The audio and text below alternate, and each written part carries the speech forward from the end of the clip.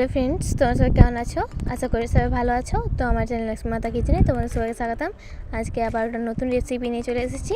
বুট কলাই দিয়ে ছাতু কীভাবে বানানো হয় তো দেখে নিন রেসিপিটা। আমি একটা কড়াইয়ে বালি গরম করে নিয়েছি, সেটার মধ্যে আমি বুট কলাইগুলো ভেজে নেব। তো দেখুন কীভাবে ভাজছি। কিছুক্ষণ নাড়াচাড়ার পরেই দেখবেন বুট কলাইগুলো ফুটতে শুরু করবে।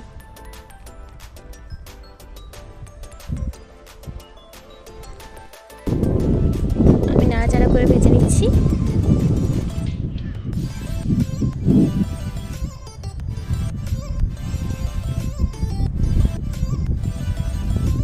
এই দেখুন কিছুক্ষণ নাড়াচাড়ার পর দেখবেন কলাইগুলো ফুটতে শুরু করেছে।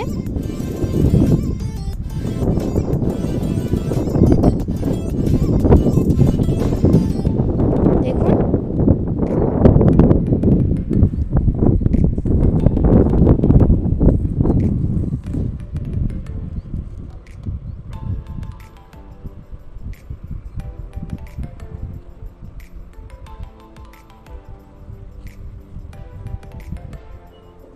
দেখুন সবগুলো কিন্তু এরকম হয়ে যাচ্ছে। এরপর এগুলোকে তুলে নিচ্ছি। আমি এরকম একটা পাত্র নিয়েছি, সেটাতে এগুলো দিয়ে দিচ্ছি। বালিগুলো নিচে পড়ে যাবে এবং কলাইগুলো উপরে থেকে যাবে।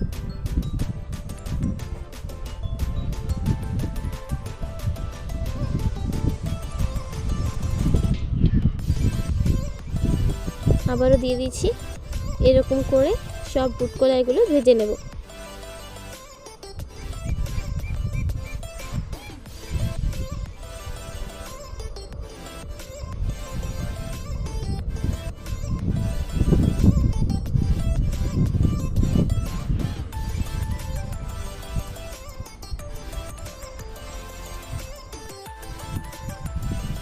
এগুলোকে ওইরকমভাবে ভেজে নেব।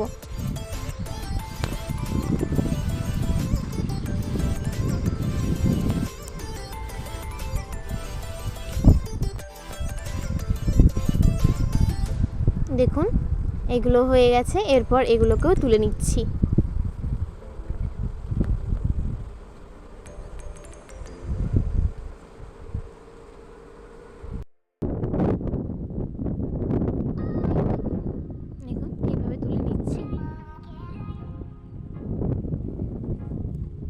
আপনারা চাইলে এগুলোকে মুড়ি ভাজা কলেও ভাজাতে পারেন। তো দেখুন আমি এগুলোকে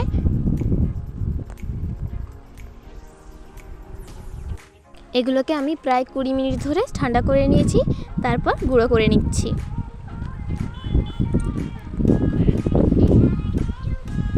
তো দেখুন গুঁড়ো করা হয়ে গেছে।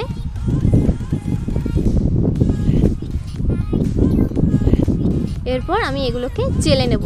এটার মধ্যে যে খোসাগুলো থাকবে সেগুলো বাইরে বেরিয়ে যাবে এবং ছাতুটা বেরিয়ে যাবে।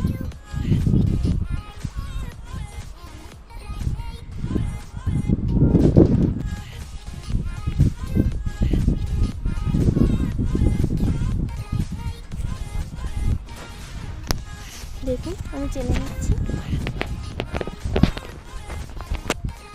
দেখুন এরকমভাবে সবটাকে আমি চেলে নেব। আপনারা এরকমভাবেই ছাতু বানাবেন। ছাতু শরীর পক্ষে খুব উপকারী। তো এরকমভাবে বানালে খুব সহজ পদ্ধতিতে বানানো যায়।